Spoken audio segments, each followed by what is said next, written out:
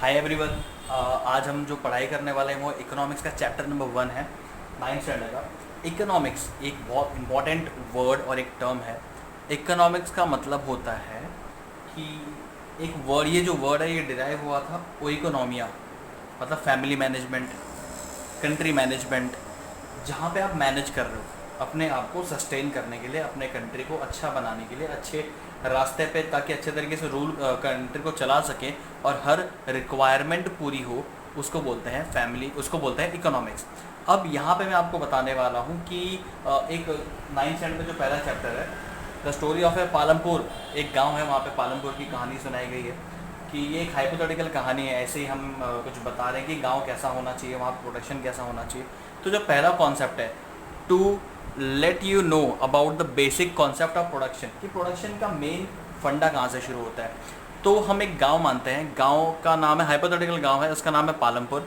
वहाँ पे उस गांव में क्या क्या चीज़ें होती है मैं आपको वो बता देता हूँ, साफ साफ बता देता हूँ कि देखिए, farming is the main activity. अब ये गांव इंडिया का है और इंडिया बेसिकली एक एग्रीगेन कंट्री है जहाँ पर farming is the main activity. वहाँ पे वैसे ही एक गांव है पालमपुर जहाँ पे farming is the main activity है। स्मॉल स्केल मैन्युफैक्चरिंग, कुछ छोटी मोटी चीज़ें गांव में बन जाती हैं, टिकली बन जाता है या फिर चप्पल बना देते हैं, वहाँ पे छोटी छोटी चीज़ें बन रही है। ऐसा नहीं कि आइडल नहीं बैठे हम लोग। जिसके पास गाय भैंस है वो डेयरी प्रोडक्ट का काम कर रहा है, जिसके पास टेम्पो है वो ट्रांसपोर्टेशन का काम कर रहा है। मतलब ये सारी चीज़ें देखिए कैरिड आउट, ये सारी चीज़ें वहाँ पे होती हैं। अब ये सारी चीज़ें होने के लिए हमको चाहिए रिसोर्सेज। अब रिसोर्सेज बहुत सारे टाइप के होते हैं, नेचुरल, मैन मेड। अब रिसोर्सेज की मैं बात करूँ, देखिए तो सबसे पहले मैंने बोला नेचुरल रिसोर्सेज। अगर मुझे खेती करना है तो क्या मैं आसमान पे करूँगा? नहीं, तो आई नीड अ रिसोर्स, मतलब लैंड चाहिए मुझे, तो आई नीड अ लैंड, तो वो है नेचुरल रिसोर्सेज। क्योंकि लैंड हम खुद नहीं बना सकते, वो लैंड पहले से बना हुआ रहता है, लैंड मैन नेचुरली है। उसके बाद मैन मेड आइटम्स, जैसे कि अगर मैं वो एग्रीकल्चर करना है तो मुझे हल चाहिए। हल तो नेचुरली मेड नहीं किया हुआ है, मतलब हल तो हमको बनाना पड़ेगा। बफेलो, कोई बफेलो के पीछे उसको टाई करके, या फिर अगर आपके पास ट्रैक्टर है तो वहाँ से आप कर सकते हो। तो आपको मैन मेड चीज़ खरीदनी पड़ेगी। तो ये है मैन मेड आइटम्स। पहले हमको चाहिए नेचुरल थिंग, उसके बाद मैन मेड आइटम्स। थर्ड है ह्यूमन एफर्ट्स। इंसानों का काम करना बहुत ज़्यादा ज़रूरी है। ह्यूमन के एफर्ट के बिना कुछ भी चीज़, इसमें से कुछ भी चीज़ पॉसिबल नहीं है। ट्रांसपोर्टेशन अपने आप भागेगा नहीं गाड़ी। डेयरी, हमको दूध निकालना पड़ेगा, उनको चारा देना पड़ेगा। स्मॉल स्केल मैन्युफैक्चरिंग, एक छोटा सा जगह चाहिए, वहाँ पे हमको कुछ मशीन बिठा के कुछ ना कुछ करना पड़ेगा। और इन सब चीज़ से सबसे इंपॉर्टेंट है पैसा। पैसा है, नेचुरल रिसोर्सेज है, ह्यूमन एफर्ट्स और मैन मेड आइटम। अगर ये सारी चीज़ें आपकी हैं रिसोर्सेज, तो हाँ, आपका प्रोडक्शन बहुत अच्छे से होगा। Combined together to form a desire product and service. ये रिसोर्सेज, अगर आप natural resources, man made items, human efforts और मनी, ये सबको अगर आप कंबाइन करोगे तो एक डिज़ायर, जो चीज़ आपको चाहिए वो आप प्रोडक्ट और सर्विस प्रोवाइड कर सकते हो। अब हम पालमपुर के बारे में एक छोटी सी चीज़ जानते हैं कि इसके आजू बाजू में कौन सा गाँव है, क्या है। पालमपुर एक छोटा सा गांव है, उसके 3 किलोमीटर दूर रायगंज एक गांव है जो बहुत अच्छा गांव है। उसके बाद शाहपुर एक स्मॉल टाउन है। अब ये 3 किलोमीटर जो है ये ऑल वेदर रोड्स है, मतलब हर सीज़न में इसका रोड चलने वाला है, कभी टूटने वाला नहीं है। मतलब ऐसा इसमें बना के रखा है, आइडियल गाँव बनाया है। ये हाइपोथेटिकल गाँव है, मतलब ऐसा गाँव एग्जिस्ट नहीं करता है, हम सोच रहे हैं ऐसा। Connectivity is good, all type of transport facilities are available, जैसे कि ट्रक है मेरे पास, बग्गी है, हॉर्स है, बुलक कार्ट है, ये सारी चीज़ें अवेलेबल हैं मेरे पास। तो ये इस गांव का छोटा सा इंट्रोडक्शन है। अब इस गांव के अंदर कौन कौन लोग रहते हैं, क्या है इनका स्ट्रक्चर, कैसे काम करते हैं, उसके बारे में जानते हैं। चलिए, बात कर रहे थे वो, हम पालमपुर गांव की बात कर रहे थे। अभी हम वहाँ पे सोशल स्ट्रक्चर कैसा है पालमपुर में, उसके बारे में बात करते हैं। तो देखिए क्या है वहाँ पे ना टोटल 450 फैमिलीज रहती है, अलग अलग कास्ट की। वहाँ पे इलेक्ट्रिक कनेक्शंस अच्छा है। अब 450 फैमिलीज 2 पार्ट में डिवाइडेड है। 80 है अपर कास्ट के लोग और वहाँ पे 1/3 है ना शेड्यूल कास्ट के लोग रहते हैं। अब वहाँ पे 2 डिवीजन है, कैसे देखिए। अपर कास्ट के लोग hold most of the land, जितनी भी गांव में ज़मीन है सबसे ज़्यादा ज़मीन अपर कास्ट के पास है। इनके पास बड़ा बड़ा घर होता है, किसी के पास तो बहुत बड़ा घर है। इनके घर होते हैं ब्रिक्स से और सीमेंट से बने हुए। देखिए ये ताज्जुब की बात नहीं है, क्योंकि शहरों में हर घर चाहे वो अपर कास्ट का हो, शेड्यूल कास्ट का हो, सब लोग एक ही जैसे घर में रहते हैं, made up from bricks and cement. लेकिन गांव की अगर बात करूं तो जिसके पास बहुत पैसा है वही ये खर्चा उठा पाता है, सब लोग ये खर्चा उठा नहीं पाते हैं। अब मैं बात करूं तो ये schedule caste 1/3 of the population, अगर हर 3 में से एक बंदा शेड्यूल कास्ट है, हर 3 में से एक बंदा शेड्यूल कास्ट का है। कहाँ रहते हैं इन लोग? Lives in one corner of the village, गांव के एक छोटे से हिस्से में कोने में रहते हैं, बाकी काम करते रहते हैं वहीं पे। स्मॉल हाउसेस, घर छोटा है इनका, made up of mud and straw, मतलब भूसे से और मिट्टी से इनका घर बना हुआ है। देखिए इनके घर में ना ब्रिक्स है ना ही सीमेंट है, इनका घर अलग तरीके से बना हुआ है। तो ये इनका सोशल स्ट्रक्चर है। हर घर में इलेक्ट्रिक कनेक्शंस है। अब इसमें भेदभाव नहीं किया गया। इलेक्ट्रिक कनेक्शंस अगर अपर कास्ट में है तो वही इलेक्ट्रिक कनेक्शंस शेड्यूल कास्ट के घर पे भी है। अब वहाँ की स्कूल की लाइफ के देखते हैं। स्कूल लाइफ, 2 प्राइमरी स्कूल है और 1 हाई स्कूल है। तो वहाँ पे एजुकेशन फैसिलिटी है, हाँ है। वहाँ पे सोशल सिस्टम 2 पार्ट में डिवाइडेड है, हाँ है। अब हेल्थ की बात करते हैं वहाँ पे। अब वहाँ पे हेल्थ है, वहाँ पे एक गवर्नमेंट हॉस्पिटल है, प्राइमरी हेल्थ केयर सेंटर है, और एक प्राइवेट हेल्थ केयर सेंटर है जो एक प्राइवेट बंदे ने खोल के रखा है। अगर मैं ओवरऑल बात करूँ पालमपुर की, तो पालमपुर में रोड है, टिक, हाँ है। हॉस्पिटल है, हाँ है। कनेक्टिविटी भी है, रोड भी है, हॉस्पिटल भी है, हेल्थ फैसिलिटी अच्छा है, ट्रांसपोर्ट फैसिलिटी भी है, स्कूल्स भी है और इलेक्ट्रिसिटी भी है। मतलब अगर मैं ओवरऑल बात करूँ तो मैंने एक ऐसा गांव सेटअप किया है हमने कि जहाँ पे सारी बेसिक चीज़ें जो होनी चाहिए मैंने वो दे दी है। तो ये हमारा आइडियल विलेज है। अब हम बात करेंगे वहाँ पे प्रोडक्शन की। अब मैं बात करूँगा कि गाँव है तो सब तो खेती नहीं करेंगे, कुछ लोग खेती करेंगे, कुछ लोग खेती नहीं भी कर सकते, कुछ और काम कर सकते हैं। तो एग्रीकल्चर, फार्मिंग एक्टिविटी और नॉन फार्मिंग एक्टिविटीज़ पे कॉन्सेंट्रेट करेंगे कि एक्चुअल में प्रोडक्शन कैसे होता है और किस पे ध्यान दिया जाता है। हमने देखा कि पालमपुर एक गांव है, वहाँ पे फार्मिंग एक्टिविटी है, अदर एक्टिविटीज़ भी होती हैं। फिर हमने उसके अंदर की एक चीज़ देखी, वहाँ पे अच्छे रोड्स है, अच्छे कनेक्टिविटी है। वहाँ पे पॉपुलेशन देखा हमने, 450 फैमिलीज़ हैं, इसमें से 80 अपर कास्ट है, बाकी 1/3 अपने शेड्यूल कास्ट, शेड्यूल ट्राइब्स के लोग हैं। ये सब चीज़ तो देख लिया। वहाँ पे स्कूल फैसिलिटी है, वहाँ पे हेल्थ फैसिलिटी है, सारी चीज़ें, मतलब बेसिक चीज़ जो गाँव में होना चाहिए अब वो है। अब हम बात करते हैं organisation of production. Organisation of production, किसी भी चीज़ को प्रोड्यूस करना है तो आपके पास बेस्ट पॉसिबल चीज़ को ऑर्गेनाइज करना बहुत ज़्यादा ज़रूरी है। अब क्या चीज़ ऑर्गेनाइज करना चाहिए? Main aim of production is to produce. हमारा प्रोडक्शन क्या करना है? प्रोड्यूस करना है। किसको? गुड्स को। गुड्स प्रोड्यूस हो गया, उसके बाद उसका सर्विस देना है। फॉर एग्जांपल कि सैमसंग कंपनी एसी बनाता है, क्या वो एसी बना के बेचने के बाद क्या उस पर सर्विस प्रोवाइड करता है? जितनी अच्छी सर्विस होगी उतने ज़्यादा उसके प्रोडक्ट बिकेंगे। जैसे कि अगर कुछ ख़राब हो गया तो हमने उसके कॉल सेंटर पे कॉल करके हमने उसकी सर्विसिंग करवा ली, या फिर सर्विस वाला घर पे आके सर्विस प्रोवाइड करके गया, तो वैसे ही उसको बोलते हैं सर्विसिंग। तो हमारा मेन प्रोडक्शन का मेन काम क्या है? हम ताकि गुड्स दे सकें और गुड्स के बाद उसको सर्विस प्रोवाइड कर सके। अब ये सारी चीज़ ना बहुत सारी चीज़ों पे डिपेंड करता है। First is land, labour. Goods and service जो है वो 3-4 चीज़ों पे डिपेंड करता है। फर्स्ट इज़ लैंड, वहाँ पे लैंड कैसा है और other natural resources. Labour, physical capital, इसमें भी 2 टाइप है, फिक्स्ड कैपिटल और वर्किंग कैपिटल, ये आपको डिटेल में बताऊंगा। और लास्ट है ह्यूमन कैपिटल, इसको आप ध्यान से आराम से समझते हैं। अगर मेरे पास लैंड है, अगर मुझे इंडस्ट्री खोलना है तो क्या मैं हवा में खोल सकता हूँ क्या? नहीं। मुझे लैंड है तो वहाँ पे इंडस्ट्री सेटअप करना है तो ज़मीन चाहिए, पानी भी चाहिए, इलेक्ट्रिसिटी भी चाहिए, ये सारी चीज़ चाहिए। तो उसके लिए मुझे चाहिए नेचुरल रिसोर्सेज, लैंड। उसके बाद क्या काम स्टार्टिंग से एंड तक सब मशीन ही करने वाला है? नहीं, वी नीड सम वर्कर्स।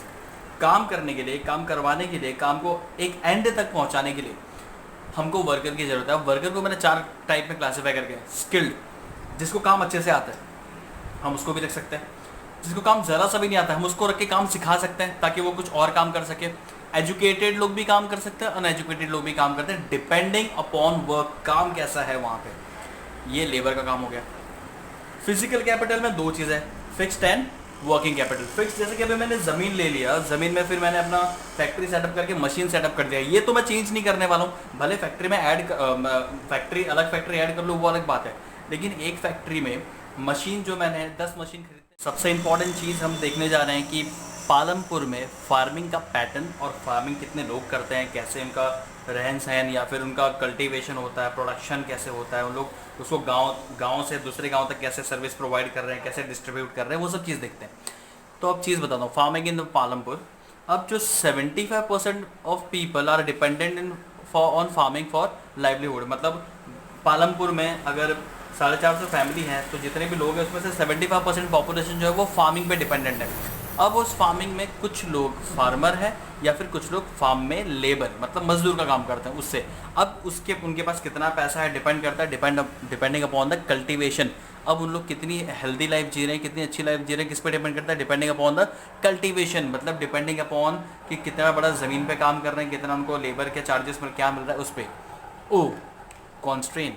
अब सबसे बड़ा पंगा क्या पता है कि लैंड तो फिक्स है, लैंड बढ़ नहीं रहा है सिंस 1960, जब से पालमपुर स्थापित हुआ है तब से वो उतना ही है जितना होना चाहिए था। वो कुछ बढ़ा नहीं है ना कुछ कम हुआ है, लैंड तो फिक्स्ड है, बल्कि थोड़े बहुत कम भी हो गए क्योंकि घर बना लिए होंगे। अब हमको ना कुछ नया रास्ता ढूंढना था कि हम कैसे अपने कल्टिवेबल लैंड को थोड़ा सा बढ़ा सके। तो पालमपुर वालों ने क्या किया, wait we have converted some waste land into the cultivable land. जो बेकार सी ज़मीन थी जहाँ पे कुछ नहीं होता था, हमने उसको कल्टीवेट कर लिया। लेकिन अब इसके बाद कोई ज़मीन नहीं बची कि उन लोग उसको एक्सटेंड कर सके। जितना ज़मीन होना चाहिए था पूरा पालमपुर फार्मिंग में भर चुका है। अब क्वेश्चन ये है कि can we find some way to cultivate more from the same land. अगर एक ही ज़मीन से हम कुछ अलग अलग तरीके से खेती कर सकते हैं क्या, तो इसके लिए एक क्वेश्चन पूछा गया है। अब देखिए क्या है वहाँ पे, all the lands are under cultivation, low land is idle. मतलब जितनी भी जमीन है वहाँ पे सारे के सारे खेती में लगे पड़े हैं। ऐसे एक भी जमीन वहाँ बची नहीं होगी कि जहाँ पे कुछ खाली हो, वहाँ पे हम कुछ नहीं उगाया हो, सब जगह कुछ ना कुछ उगाया हुआ है। अब वहाँ पे कल्टीवेशन पैटर्न देखते हैं कि वहाँ पे कल्टीवेशन कैसा होता है। अब सुनिए, समर के एंडिंग तक रेनी सीजन के स्टार्ट होने से पहले जो भी हम क्रॉप उगाते हैं उसको बोलते हैं खरीफ क्रॉप। अब क्या क्या उगता है उस टाइम पे, जवार एंड बाजरा, जिनको बहुत ज़्यादा पानी चाहिए होता है। अब विंटर में जो उगता है वो है वीट। अब अक्टूबर से लेके दिसंबर के बीच में गांव वाले उगाते हैं पोटैटो। मतलब अब एक भी ऐसा महीना नहीं होगा जहाँ पे कुछ कल्टीवेशन नहीं हो, कल्टीवेशन कंटिन्यू चलते जा रहा है। तो हम बात करते हैं फार्मिंग्स इन द पालमपुर। जो हमने पैटर्न देखा था कि पालमपुर में जो फार्मिंग होता है वो 75% people are engage in farming. उसमें से कुछ लोग फार्मर्स हैं और कुछ लोग जो है वो लेबर है। अब उनका स्टैंडर्ड ऑफ लिविंग डिपेंड करता है कि किसके पास कितना ज़मीन है और कौन कितना अच्छा लेबर है, कितने बड़े ज़मीन पे लेबरिंग कर रहा है, वो कितना उसके फार्मर्स उसको प्रोवाइड कर रहे हैं खाने पीने को, वो उस पर डिपेंड करता है। अब हम फार्मिंग के पैटर्न को समझते हैं। फार्मिंग पैटर्न कैसा था वहाँ पे, रेनी सीजन से आने से पहले, ऑनसेट ऑफ रेनी सीजन के पहले, मतलब गर्मी चली रही है और उन लोगों ने फसल लगा दिया है और बारिश का वेट कर रहे हैं, उसको बोलते हैं खरीफ क्रॉप। क्या क्या उगता है उस टाइम पे, जवार एंड बाजरा। सिर्फ ये नहीं, ऐसे बहुत सारे क्रॉप्स हैं। फिर विंटर में उगता है जिसको हम रबी क्रॉप्स बोलते हैं, उसमें उस टाइम पे वीट उगता है। और अक्टूबर से लेकर दिसंबर तक का जो टाइम है उसमें उन लोग क्या उगाते हैं, पोटैटोज। ठीक है, तो ये इनका पैटर्न है फार्मिंग का। अब वीट के बारे में कुछ थोड़ा स्पेशल ध्यान देते हैं। Wheat producer keep some wheat for themselves and the rest is sold to the nearby market Raiganj. अब ये देखिए उसके, अब मैंने आपको बताया था पालमपुर के बाजू में रायगंज है और शाहपुर है, दोनों वेल डेवलप्ड है, मतलब ये पालमपुर वेल कनेक्टेड है दोनों से। तो अपना वीट का जो एक्सेस है, अभी सीधी सी बात है, अगर मैं वीट का मेरे फार्मिंग में, मेरे फार्म्स में अगर वीट उगता है तो पूरा वीट तो मैं खाने वाला हूँ नहीं, बट अगर मैं जितना उगा रहा हूँ उसमें से कुछ मैं अपने घर के लिए रखूंगा और कुछ मैं सोल्ड आउट कर लूँगा। तो मैं सोल्ड करने के लिए कहाँ जाता था, रायगंज में, सॉरी। अब शुगर केन की बात करते हैं। अब यहाँ पे पहले देख लीजिए, अब जैसे कि ये मेरा फार्म है, उसमें से मैंने ना कुछ वीट के लिए रखा है और बाकी शुगर केन। अब शुगर केन ऐसा है कि साल भर लगते हैं उसको उगने के लिए, इसके लिए मैंने इसको बहुत छोटा सा एरिया देके रखा हुआ है और वो वहीं पे कल्टीवेट होता रहता है। अब यहाँ पे खरीफ सीज़न रबी सीज़न दोनों होता रहेगा, यहाँ पे वीट आ गया, फिर जवार भी उग जाएगा। लेकिन शुगर केन के लिए जो एरिया स्लॉट रखा है मैंने, वहाँ पे पूरा साल शुगर केन ही उगेगा क्योंकि उसको पूरा साल भर लगता है। अब उस शुगर केन से भी मैं पैसा कमा रहा हूँ, इस वीट से भी मैं पैसा कमा रहा हूँ। शुगर केन में कहाँ बेच रहा हूँ, sugarcane as a raw पूरा कच्चा शुगर केन जाएगा या फिर शुगर केन से जैगरी बनाने के लिए जाएगा। कहाँ पे जाता है ये, शाहपुर, जो उसका दूसरा गांव था वहाँ पे जाता है। ठीक है, अब कंडीशन क्या है, why farming is developed in Palampur. Palampur में फार्मिंग इतना अच्छा डेवलप हुआ तो हुआ कैसे। पहली बात देखिए, गाँव है Palampur, cultivate 3 different crops in a year due to the well developed system of irrigation. Wow, Palampur साल में 3 अलग अलग क्रॉप क्यों उगा सकता है कि साल में तो बारिश सिर्फ 4 महीने ही होता है, लेकिन अगर क्रॉप्स को पानी चाहिए तो या तो वेल से लाना पड़ेगा या फिर कहीं बाजू में अगर नदी वदी है तो वहाँ से लाना पड़ेगा। तो क्या फार्मर बाल्टी ले जाके ये करेगा क्या, नहीं। सबसे पहले वहाँ पे पालमपुर में इलेक्ट्रिसिटी बहुत जल्दी आ गया था। ये देखिए, Palampur is electrified, so villagers made the best use of electricity to use it in the farming system, that is irrigation. Irrigation में यूज़ करना शुरू किया। इसके लिए साल में 3 बार उन लोग मतलब साल में 3 डिफरेंट क्रॉप्स उगा सकते हैं। और देखिए शुगर केन के लिए स्पेशली स्लॉट डेडिकेट करके रखा है किसी बहुत सारे फार्मर्स ने। वीट, रबी, खरीफ क्रॉप्स उगते ही रहते हैं, पोटैटो उगता ही रहता है। अब जब पालमपुर में इलेक्ट्रिसिटी नहीं था, ये इलेक्ट्रिसिटी आया इन द ईयर 1960, पालमपुर में इलेक्ट्रिसिटी आया in the year 1960s 1970s तक आ चुका था। अब जब इलेक्ट्रिसिटी नहीं था तो वहां के पीपल के पास क्या ऑप्शंस थे? People use to draw water from the well, कुएं से ट्यूब पानी निकालते थे और अपने खेतों में प्रोवाइड करते थे during the non raining season, जब बारिश नहीं हो रहा है या फिर जब बारिश के मौसम में भी पानी नहीं आया है तब। अब बात करते हैं जो पालमपुर में जब इलेक्ट्रीफाइड हो चुका था उससे फ़ायदा क्या हुआ। उससे सबसे बड़ा फ़ायदा तो ये हुआ कि उससे सबसे बड़ा फ़ायदा ये हुआ कि जो गवर्नमेंट थे, जो वहाँ की जो सरपंच वरपंच थे, उन्होंने क्या किया कि फटाफट 2-3 ट्यूबवेल बना लिए। ट्यूबवेल बनाया, अब वहाँ से पानी खेतों में प्रोवाइड करना शुरू कर दिया। जब 1970s की बात है ये, तो अब कुछ जो बड़े बड़े फार्मर्स थे उन्होंने खुद का प्राइवेट ट्यूबवेल्स बना के, मतलब ये ट्यूबवेल, जैसे कि ये खेत है, यहाँ पे मैंने खुद का ट्यूबवेल बना लिया। अब ये ट्यूबवेल सिर्फ मेरे खेतों में पानी देगा, अगर किसी और को चाहिए तो आप पैसे दो, मैं आपको पानी दे दूंगा। तो ये बड़े बड़े फार्मर्स करते थे, लेकिन उसके पहले कुछ 3-4 ट्यूबवेल्स गवर्नमेंट ने वहाँ पे इंस्टॉल कर दिए थे फॉर फार्मिंग पर्पस। जिसके पास उतना पैसा नहीं है जो खुद का प्राइवेट ट्यूबवेल्स बना सके, उनको उस ट्यूबवेल से उनको पानी जाता था। वैसे बेसिकली मिलता सबको था, लेकिन जिसने प्राइवेट बना लिया था उसको तो अब देना बंद हो गया था, उसको गवर्नमेंट वाले ट्यूबवेल से पानी मिलता था। अब आपकी बुक में ना एक चीज़ दे के रखा हुआ है कि इतना अच्छा फैसिलिटी है हमारे पास, इरिगेशन फैसिलिटी है, वाटर फैसिलिटी है, गवर्नमेंट इतना हेल्प भी कर रहा है, तो क्यों ना इसको और डेवलप किया जाए। तो कुछ फार्मर्स ने मल्टीपल क्रॉपिंग शुरू किया, किसी ने मिक्स्ड क्रॉपिंग शुरू किया। अब दोनों में डिफरेंस क्या है? मल्टीपल क्रॉपिंग, जैसे कि मेरे पास इतना बड़ा खेत है तो मैं पूरे खेत में ना रबी क्रॉप्स उगा रहा हूँ। जब रबी के टाइम पे रबी क्रॉप्स उगा रहा हूँ और वापस पूरा हार्वेस्ट करने के बाद खरीफ के टाइम पे खरीफ क्रॉप्स उगा रहा हूँ। मतलब नॉर्मली जैसे हम करते हैं, अभी रबी सीजन है तो हम वीट उगा सकते हैं, तो मैंने पूरे खेतों में वीट लगा दिया है। अब रबी सीजन चला गया, अब खरीफ आया तो मैंने पूरे खेतों में खरीफ क्रॉप लगा दिया। ये मिक्स्ड इकोनॉमी है। कुछ लोग वीट के साथ साथ शुगर केन लगाते थे, कुछ लोग। अब मिक्स्ड क्रॉपिंग क्या, वो ध्यान दीजिएगा, थोड़ा सा डिफरेंस है ये है मिक्स्ड। अब क्या है कि मेरे पास इतना बड़ा खेत है, मैंने यहाँ पे ना खरीफ का कोई एक क्रॉप लगा दिया आधे खेत में, और आधे खेत में खरीफ का दूसरा क्रॉप लगा दिया। जैसे अभी मैंने वीट लगा दिया, नहीं सॉरी जवार लगा दिया, तो जवार के साथ यहाँ पे अब जवार नहीं लगेगा, यहाँ पे कुछ और क्रॉप्स लगेगा जो खरीफ क्रॉप्स होगा। समझ में? अगर मैंने मैंने वीट लगा दिया तो उसके साथ मैं ग्राम लगा सकता हूँ। मेरे पास अब दो अलग अलग क्रॉप उग रहे हैं, इसको बोलते हैं मिक्स्ड क्रॉपिंग। तो कुछ फार्मर्स ने मल्टीपल क्रॉपिंग शुरू किया और कुछ फार्मर्स ने मिक्स्ड क्रॉपिंग शुरू किया। तो अपने अपने नॉलेज और टेक्नोलॉजी के हिसाब से पालमपुर के फार्मर्स ने वेल डेवलप्ड फार्मिंग करना शुरू कर दिया था। तो इसी के साथ हमारा पार्ट 1 खत्म होता है।